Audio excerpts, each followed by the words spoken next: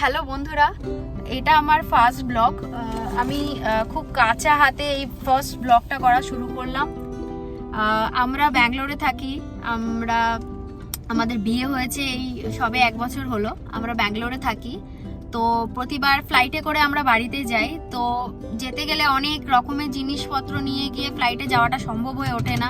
Plus আমাদের জায়গায় যেখানে আমাদের ফ্ল্যাট রয়েছে সেখান থেকে এয়ারপোর্ট প্রায় 40 কিলোমিটার দূর। তো আমরা এবার ঠিক করেছি, আমাদের যেহেতু নিজস্ব কার আছে, তো আমরা এবার বাই রোড উইথ কার আমরা যাব। তো আমার হাজবেন্ড বললো যে অনেক দিনের জন্য যেহেতু যাচ্ছি, ওখানে গিয়েও কলকাতায় গিয়েও এখানে সেখানে যেতে গেলে আমাদের কারের প্রয়োজন হয়। তো নিজের গাড়ি থাকলে কি কোনো অসুবিধে থাকে না। প্লাস বাড়ির লোকেদের কে গাড়িটা দেখানোর খুব ইচ্ছে ছিল। সবে আমরা কিনেছি গাড়িটা, তো তাই আমরা গাড়ি করে এবার আমাদের কার নিয়ে আমরা যাচ্ছি। তো আমরা ঘর থেকে স্টার্ট করব বলে ভেবেছিলাম, বাট এত টেনশনের মধ্যে ফার্স্ট টাইম যেহেতু এত লং জার্নি আমরা ভুলে গেছি। তো এই ফার্স্ট আমরা ঘর থেকে বেরিয়ে আমাদের সামনের একটা পেট্রোল পাম্প, সেখানে আমরা দাঁড়িয়েছি। এই পেট্রোল পাম্পে আমরা দাঁড়িয়েছি।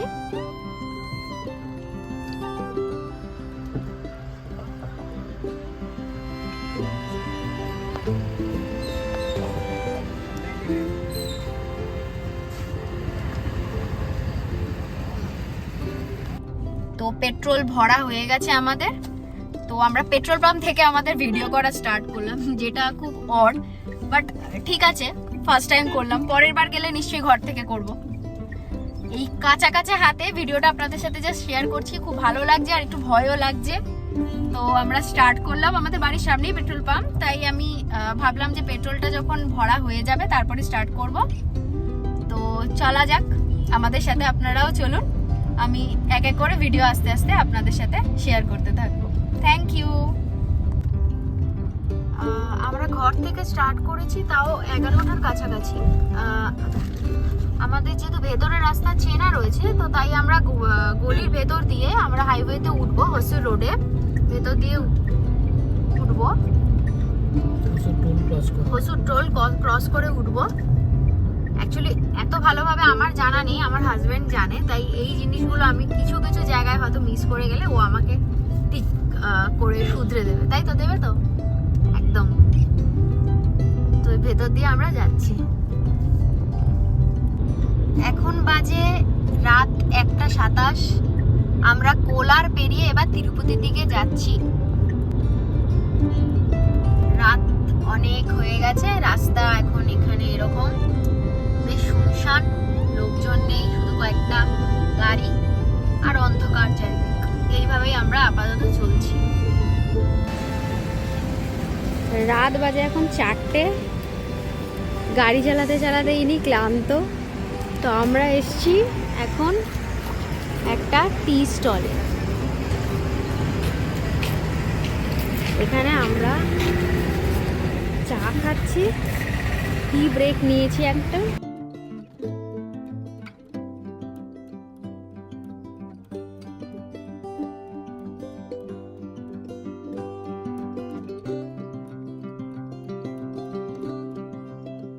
আমরা এবার তিরুপতির দিকে ঢুকে গেলাম। এই যে তিরুপতি, এদিকে চিত্তুর। আমরা এই হাইওয়েটা না নিয়ে আমরা এই লেফট সার্ভিস রোডটা নিলাম, যেখান দিয়ে আমাদের এবার মেইনলি আমরা তিরুপতির দিকে যাব। এটাই মেইন তিরুপতির বাগ। এটাই মেইন তিরুপতির বাগ, যেটা লেফটে যে আমরা যে যাচ্ছি এটাই মেইন তিরুপতির বাগ।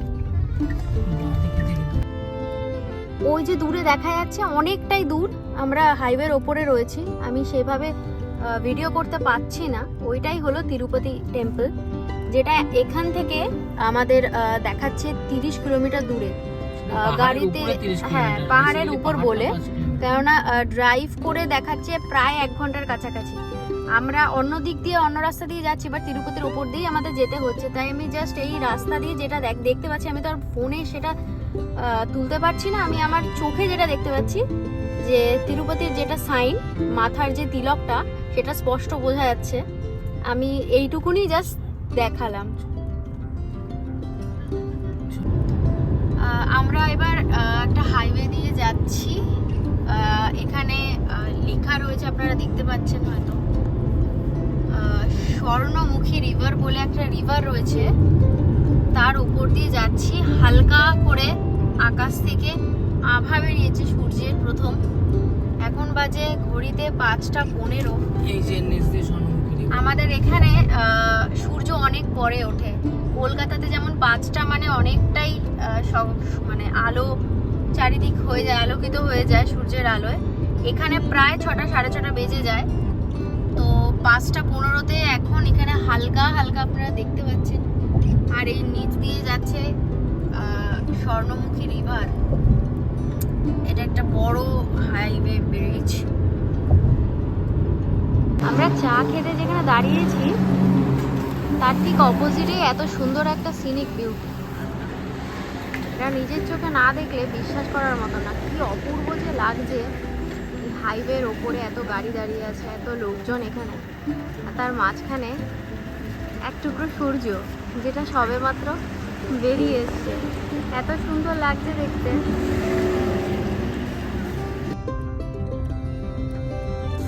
তো এতক্ষণ পরে আমি এই দেখতে পেলাম কলকাতার হেডিং, যেটা 1489 কিলোমিটার এখনো আমাদেরকে যেতে হবে। এটাই সেই স্কাই লঞ্চ, যেটা একদিকে স্কাই লঞ্চ, ওপরে একটা রেস্টুরেন্ট আছে, আর সাথে এটা একটা টোল গেটও। আমি এখানে আসার আগে যে কটা ভিডিও দেখেছি সেই অনুযায়ী এই লঞ্চের খাবার নাকি খুব ভালো, অনেকে এখানে খেয়েছে। কিন্তু আমাদের একটু দেরি হয়ে গেছে, তো তাই জন্য আমরা এখানে দাঁড়াবো না, আমরা বেরিয়ে যাচ্ছি। জাস্ট এই জিনিসটা আপনাদের সাথে শেয়ার করলাম। আপনারা যদি কেউ এখান থেকে যান, এটা ট্রাই করতে পারেন, এটার খাবার খুব ভালো।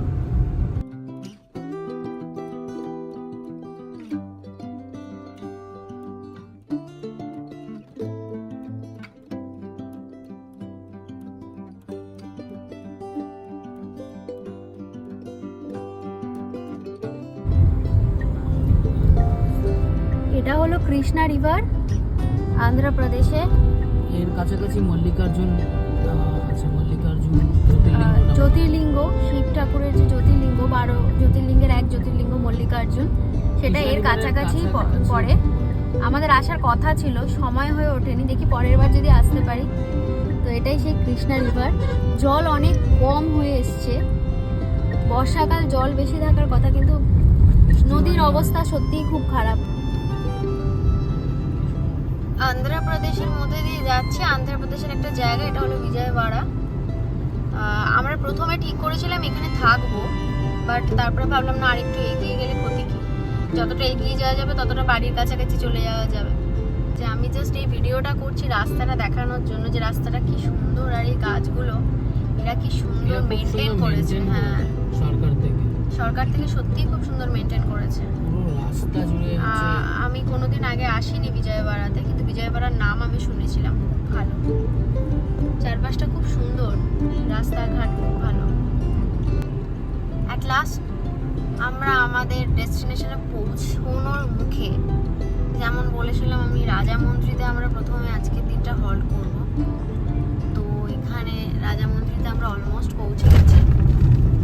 রাস্তায় অনেক জায়গায়, হ্যাঁ রাস্তায় অনেক জায়গায় দাঁড়াতে হয়েছিল, তাই এখন ঘড়িতে বাজে 2:40।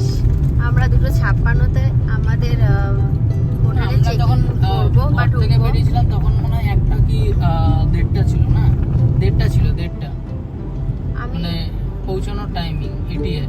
হ্যাঁ এক্স্যাক্টলি। এখন ওটা আমাদের 2:56, মানে বেশি না, 1-1.5 ঘন্টা ম্যাক্সিমাম আমরা রাস্তা হয় টাইম। হ্যাঁ, তো আমাদের অনেকগুলো জায়গায় চা খাওয়ার জন্য দাঁড়াতে হয়েছে। বা এবার দেখাও সবাইকে গোদাবরী রিভারের পাশ দিয়ে।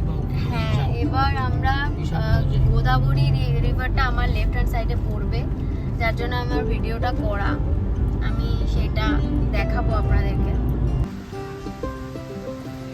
এই যে গোদাবরী রিভার, এখন যতদূর মনে হচ্ছে জোয়ার চলছে, জোয়ার আসছে, কেননা স্রোতটা আপনি দেখতে পাচ্ছেন আপনারা। এত সুন্দর দেখতে লাগছে, মানে এই একটা ঘাটের সামনে আমরা দাঁড়িয়ে রয়েছি, বেশি নিচে যাওয়া সম্ভব নয়, তাও আমি খানিকটা দেখাচ্ছি আপনাদের। এই পাশটা দেখুন, বিশাল বিশাল নদী।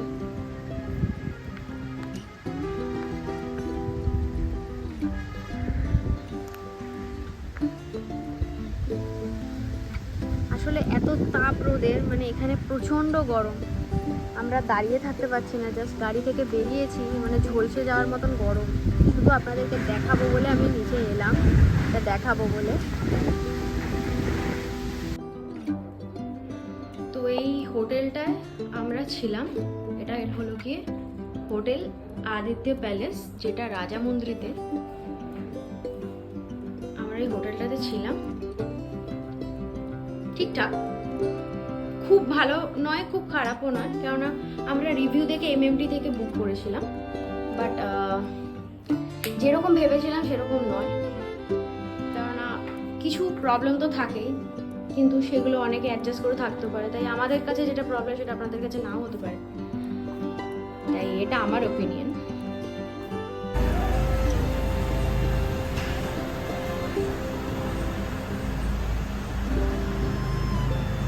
এটা হলো কি হোটেল আদিত্য প্যালেস, যেটাতে আমরা ছিলাম। এখন আমাদের গাড়ি বেরিয়ে যাচ্ছে। লাস্ট মিনিট ভিডিও করে আপনাদের সাথে জাস্ট শেয়ার করলাম।